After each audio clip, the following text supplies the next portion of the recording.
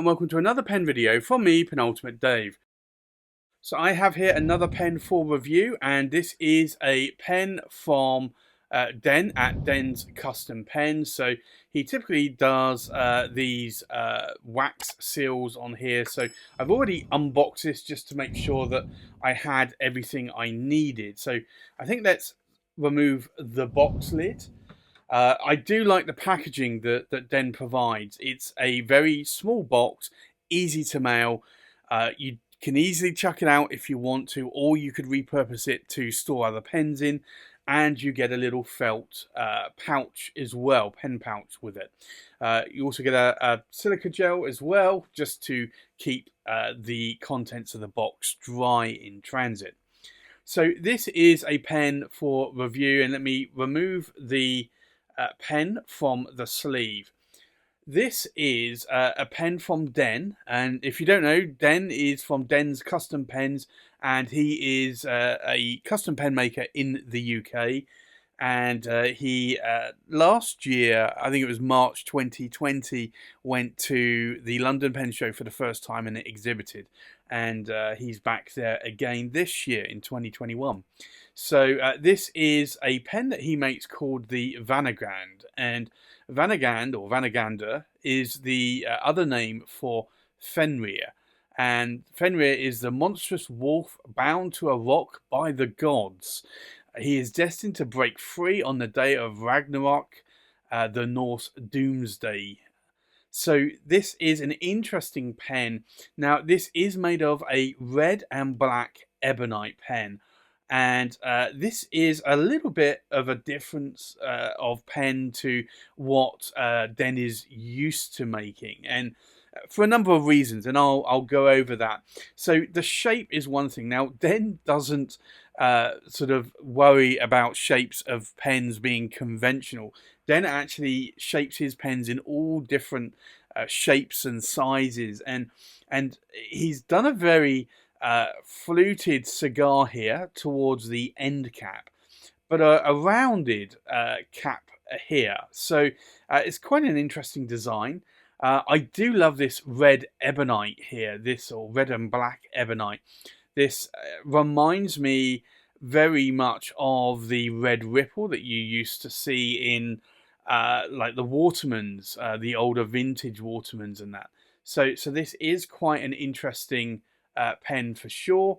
Now, the other thing that I noticed here is that he's added a metal gold, I guess gold-plated band here. And this is something that he hasn't done on previous pens that I've seen him post. So that's an interesting change as well. And I have to say, I'm quite liking it. So if I unscrew the cap there, you'll see, so Den normally uses Bock nibs, and this, I believe, is a fine nib, I think Den said. The problem with Bock steel nibs is that they do not actually mark them as being fine, medium, or broad. So it's a little bit more difficult when you get down to the fine and mediums to understand for sure if it really is a fine or is it really a medium. Now, something else that Den has done here, which is quite interesting, is he's actually fluted the section. So the section, there is a bit of a step down here, but that doesn't bother me so much. The section does go down very narrow here, but then flutes back out. And the idea is that basically you hold the pen here. It's quite a longer section, but it stops your fingers and thumbs moving onto that nib or the feed and getting all inky.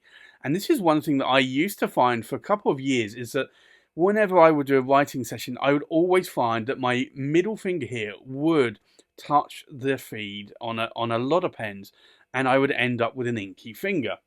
And with a fluted section or even a concave section, you're not going to have that happen at all. Now, the section here is, I believe, ebonite as well. You do have a cartridge converter. It's just a standard Schmidt cartridge converter.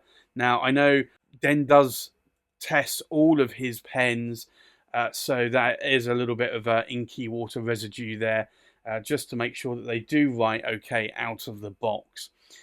This is an interesting model though. So this Vanargand, you cannot post the cap. It's not designed to do so. But I do like the look of it. And I have to say it's actually quite a nice size pen here that you can see. And if I unscrew the cap again, you can see that there in the size of my hand. So this is actually quite a lengthy pen. So you shouldn't really need to post the cap or feel the need to post the cap. Although I know a lot of people do, and that's your own personal preference. For me, I typically don't post caps unless the pen is really, really short. But for me, I have to say, I am liking this pen a lot. It is a steel nib. The price point on this, it starts from around £130. So you can have extras added to it if you want to. I think you can even go for a gold nib if you want to as well. So he says that it's starting from £130 for the Vanargand red and black Ebonite that you see here. But this is a really interesting pen. And I have to say that I do like that red Ebonite a lot, or red and black Ebonite. It really does remind me of the red ripples of the vintage age. So uh, I have to say, I think Den's done some very good work. The polishing here, as you can see, probably from my studio lights reflecting, is pretty good. It is Ebonite, so it's never going to go to a sort of a massive shine compared to, say, a resin pen, but this is pretty shiny. So I have to say that Den's workmanship on this pen has been pretty good. So yeah, I think what we'll do a size check, we'll do a weight check, we'll do a pen comparison, and then we'll do a writing sample. So let's have a look. In terms of the length of the pen, we are looking at about 142 millimeters in length, and now the pen is rolling, and that's going to be the problem because pens do roll quite a bit. The length of the cap, we are looking at about 58 millimeters in length, and then we will look at the length of the body. Yeah, I can stop it rolling that way. The length of the body, we are looking at about 133 millimeters in length. So that is, I would say, really a bordering on a oversized pen. Typically 130 millimeters for the body, I would say, is around about what I would call bordering into the oversized part of a pen. Now we'll check the weight of the pen. So this is uninked. We are looking at just under 21 grams. I'd say that that's 21 grams, honestly. The weight of the cap, we're looking at just over 7 grams. And then the weight of the body, we are looking at just over 15 grams. So almost 15.5 grams. So that is a pretty good weight pen, especially seeing as it is Ebonite. But this pattern here, you can see, is really quite nice. No two pens will be alike because in whether or not it's mostly resins or even Ebonite, you will find that there will be differing patterns there. But this is quite a lovely pen. So I think with that, let's go and do a comparison with other pens. So from left to right, we have a TWSBI VAC 700R in the iris. We have a London Pen Company Christopher in Caramel Erinoid.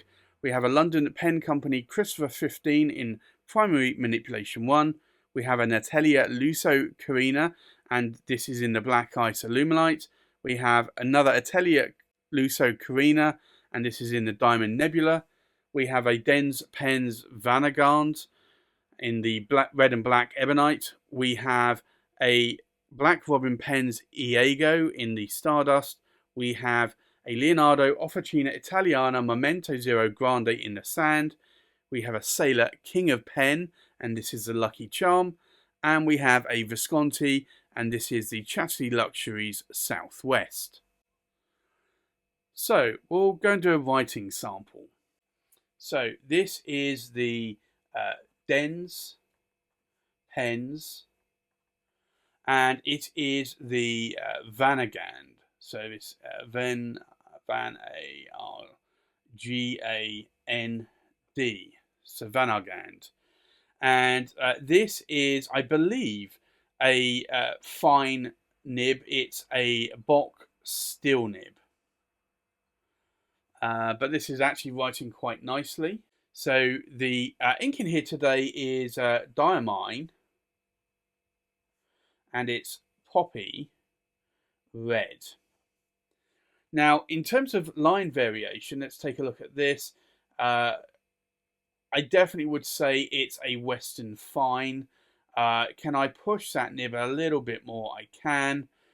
And if I do some extra pressing on the figure of eights, you'll see there that you can get line variation out of this. There's also no hard starts or skips there. Now, in terms of ink wetness, let's take a look at this. And we'll do a horizontal pass. So this is quite a wet pen.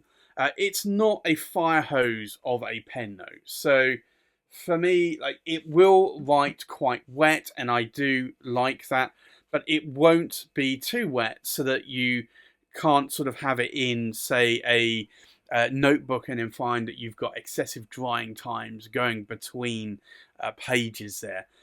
Saying that the vertical lines here are still wet, but it's not a fire hose of a nib, which I'm finding that this nib writes very smoothly for a fine nib.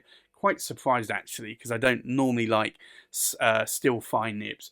But this is a Bock nib, and I do like Bock nibs. So I have to say that this is a pen I am liking a lot. What do I like? What do I not like about the pen? Well, I like the price point. It's £130 from £130. I like that it's Ebonite.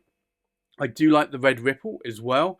I do like that it's a slightly maybe unconventional shape. It's not massively unconventional, but it's a little bit different to what you would expect. You would either expect a cigar both ends or a flat top both ends, but not a mix of the two.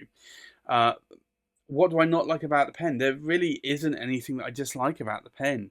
It's got a Bock steel nib, which I like, and the pen writes nicely. So there's really nothing that I can fault about this pen from Den's Pens.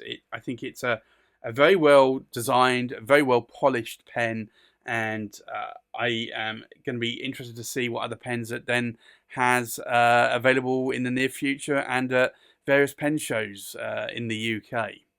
So that's my review of the Den's Pens Vanargand, and this is in the red and black Ebonite. Thanks for watching. Please like, comment, subscribe, and I'll see you on the next pen video. Bye bye.